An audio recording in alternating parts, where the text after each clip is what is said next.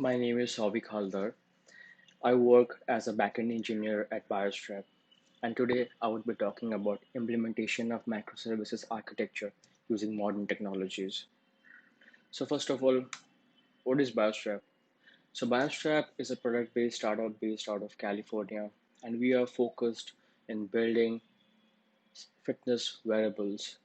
So we have multiple fitness products like ankle strap, chest strap, and this is the main Biostrap which we wear on the wrist, and it provides clinical grade medical metrics. Now,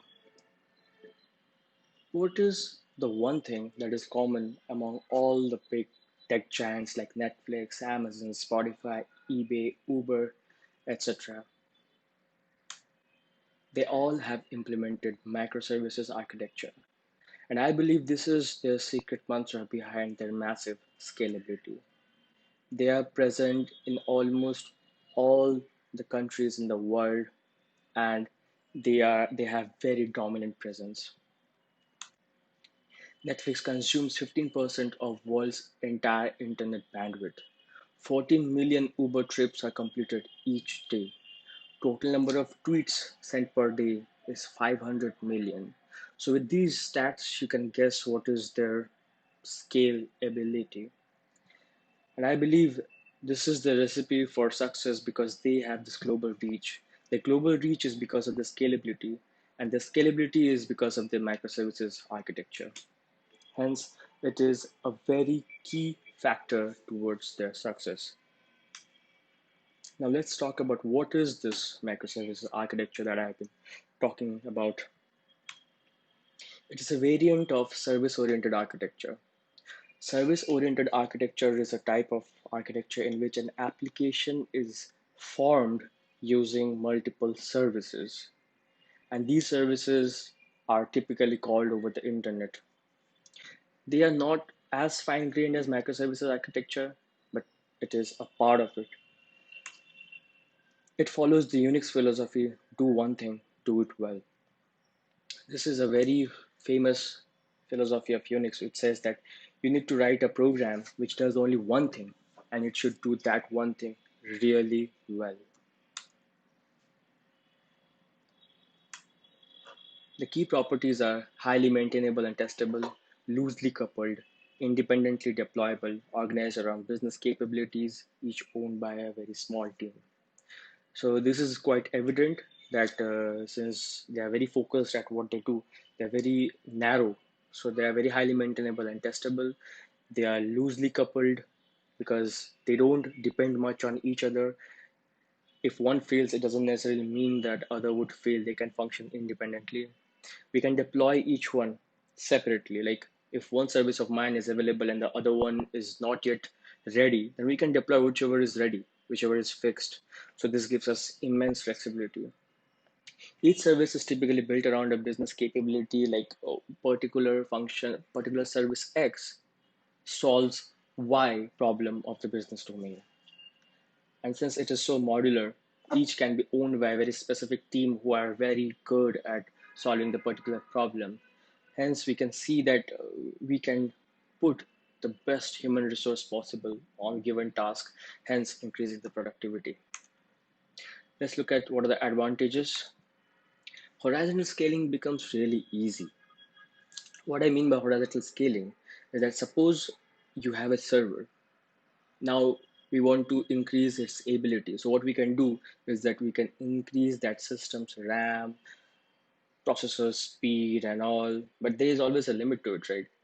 You cannot put like 1 lakh GB of RAM or, I mean, that is not physically possible. At some point, you can't go any further. But horizontal scaling means you have multiple replicas of the same server and they can take up on the loads individually.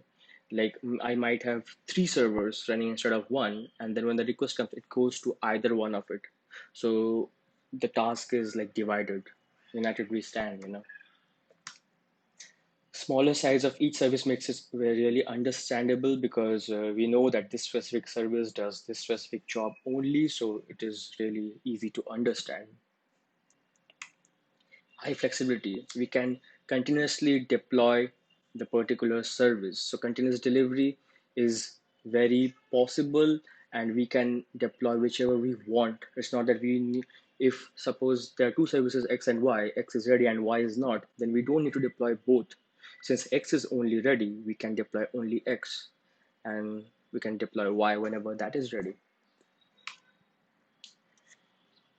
So we can even fix, scale, and test particular services only. We don't need to test the entire service just to get it right. We can make sure that each team takes its responsibility and tests its particular service only, and it scales and tests and deploys a particular one only.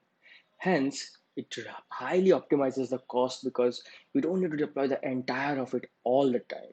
Just little part of it which needs to be deployed.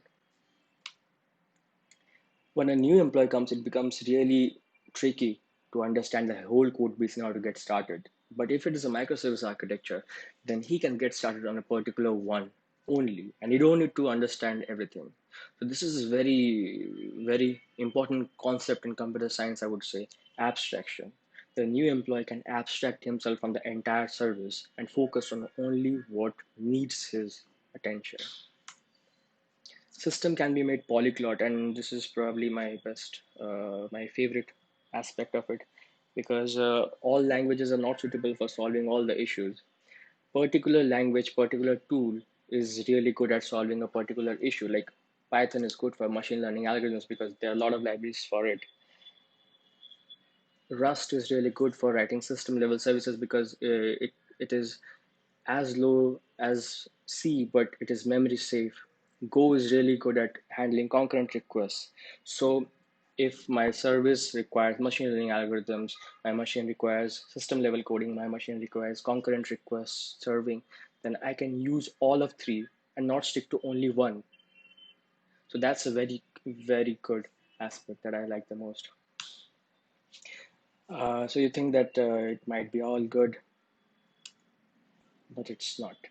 So this is where you get started on distributed systems, and as goes the saying, with great power comes great responsibilities. One of the key aspects to understand distributed systems is the CAP theorem. And what CAP theorem says that only two out of these three aspects are possible at any given time, and that is either consistency or availability or partition tolerance. What I mean by consistency is that suppose there are multiple servers. If you request something, then all three should give the same response. So it says that if after the last successful write, each of the services will return the same result. It cannot be that one service returns 2, another returns 2, but the third one returns 4. It has to be consistent. Availability means whenever you make a request, it has to be available. All the nodes has to be available. And partition tolerance is that whenever there is a network failure, services are not able to communicate with each other, they're partitioned, then also the system should work. So let's talk about disadvantages of microservice architecture. But it's difficult to test, obviously, because once you were able to test the entire of it in one go, now you have broken into several pieces, and every piece needs to be tested separately. And then again, when you combine them, it needs to be tested again. So this becomes complex. Now let's say the entire system had n issues. Now it is divided into m microservices. So now how many issues do you have? You have m into n, so there is multiplication of the issues. Security is definitely lowered because earlier the only interface by which it was able to interact with the public was one, but now since there are multiple services, so the attack surface gets increased, and we all know, I mean, how much secure you can make a system. Uh, it ultimately depends on how much is the surface area for attack. The always the idea of cybersecurity is to reduce the surface area as much as possible. And since suppose there's a service X and another service Y, X also needs a dependency A, Y also needs a dependency A. Earlier when it's a monolith, all could depend on one dependency, but now both of them requires both needs to have the same dependency replicated. So number of dependencies increased, obviously the maintenance would become complex. And also, since now the communication is not inter-process communication, it is mostly over the network, so there is latency, and obviously over the internet, there is chance of packets dropping, so the reliability is decreased. Typical structure of microservice: it has a communication aspect, a processing, and a storage. Communication can be anything. It can be gRPC, HTTP, a WebSocket. Then it needs to process the request that it gets, and then return a response. And storage is optional, but most of the times it has. But the point is, it has to have its own database. Now, it cannot have one central database, but every microservice needs to have their own database. Communication part: communication is more than a API, gRPC. Processing, as we just told. Storage, it is optional. Now let's implement one. But we need to figure out which language or tool is best suited for implementing this microservice architecture. It should be simple and reliable. As obvious, we know that it increases the complexity. So definitely we would want to choose something which is very simple, but it has to be reliable. It cannot be like C, which is like very unreliable, very bad error messages, high risk of memory leaks.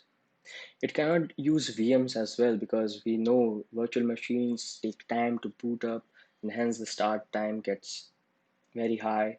And also, it uses a lot of memory, so it is not a very good choice. It should be best if it can create static binaries because that way you can create very small size of containers. I have once created a server and created a container out of it in Golang of only 5 MB. Like, this is crazy. It should have support for microservice. We can implement, since microservice architecture is language agnostic, you can use any language, but you won't want to write it in assembly or any language. It doesn't have good support for it. Otherwise, you have to reinvent the wheel. And definitely has to be fast. So, which language do you think fulfills all the requirements? It's Golang. Syntax is as simple as Python, yet the software produced is highly reliable because of its type safety, its garbage collection, and there's really one way to do its stuff. There's no fancy tricks around it. It creates a static binary, and most importantly, the static binaries can be created for a particular infrastructure. You can create a binary for Windows on a Linux system, so it is cross-compile possible. It has great support for microservice, like it has good frameworks like Go Micro, Go Kit, Gizmo, which makes it really easy and it abstracts all the complications of distributed systems, and you can really get started with it very fast. And here's a comparison of Go with Python. I mean, this is just a sample. You can read more about it in the link given below, but you can see how fast it is. So we'll be using Go Micro Framework. It has many key features like it has built-in service discovery, load balancing, message encoding, request response, async messaging, a pluggable interface.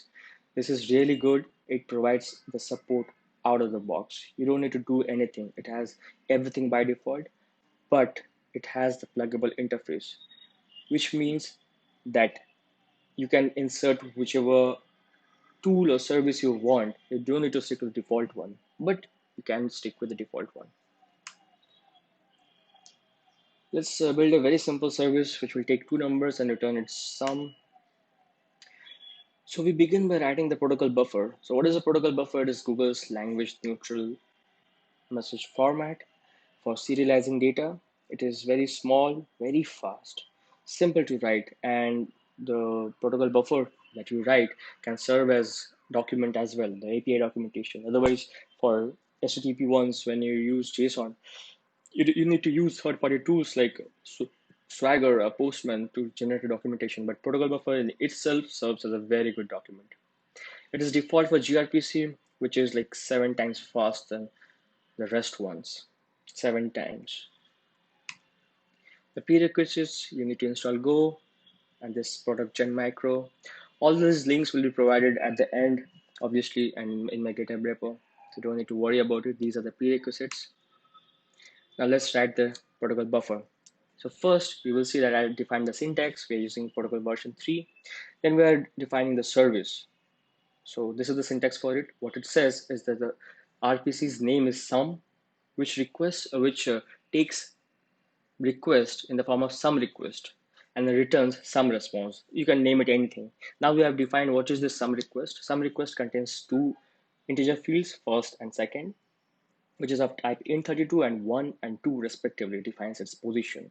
Some response is also a structure which returns only one object named result, which is also of type int32. As you can see, it is really simple.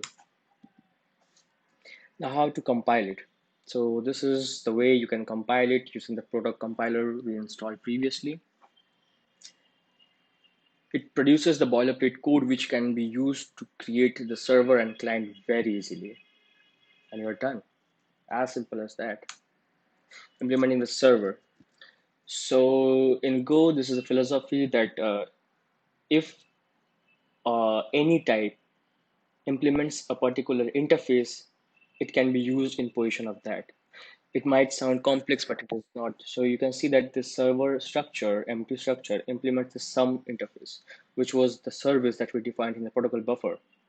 So we just need to define it in this particular signature, and you're done. You have implemented the interface.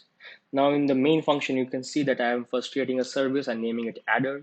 Then I'm initializing it. You can provide all the dependencies and flags and parsing and all in this part. And now I'm registering this handler so that this server is should know that it needs to handle this kind of request. And in the background, it registers itself with the service discovery and all. And finally, we are running it. The client is also very simple. You create the client, and I'm naming it adder.client. You can name it anything. And again, initializing, and now I'm creating this service, this client, and registering it with this adder server that we previously created. Now what I'm doing is I'm just calling this function sum over the internet. And this is what RPC is all about. RPC is remote procedural call, in which the basic philosophy is that you can call a function over internet, and this function can reside anywhere on the internet. And this is how we are calling that function, and the result is printed. How you can run it is that you open up two terminals, run server in one and the client in one, and you can see that you get the result as 3 because we provided inputs 1 and 2. You can find the code in this repository and you should be good to go. You can ask me any questions in my website that I provide in the beginning of the slide. Thank you so much.